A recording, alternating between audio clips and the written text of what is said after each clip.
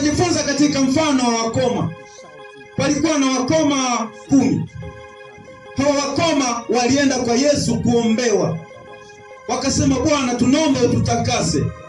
Yesu akawaambia, nendeni mkajionyeshe kwa makuhani. Na watu wote mnajua ukoma ulikuwa ni najisi. Yaani mkoma hawezi kuchangamana na watu wa kawaida. Kama akichangamana basi anaweza kupigwa mawe. Ndio maana ilikuwa mtu atupata ukoma hizo, wanaenda kumtenga sehemu ya pori mbali, akaye huko. Yesu anawaambia, nendeni mkajionyeshe kwa makuhani. Hawa watu wanapoanza safari ya kuondoka walikuwa bado hawajapona, bado wana ukoma. Angekuwa mwingine wa nyakati hizi, basi angeanza kujiuliza mambo mengi.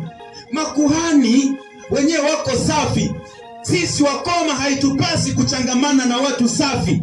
Huyu Bwana anasema tuende kwa makuhani. Anatutakia nini huyu?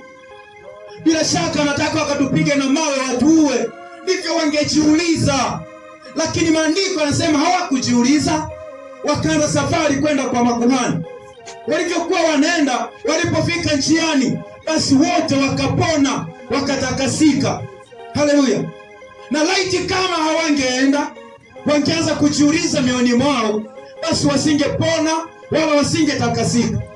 Ile hatua yao ya kuchukua hatua kuliamini lile neno, wakawa wanaishi ndani ya neno, wanaenda kwa makuhani. Wako ndani ya neno wanaenda. Walivyokuwa ndani ya neno, basi uponyaji ukawafikiria, ukawachilia, ukawa wao, wakaponywa.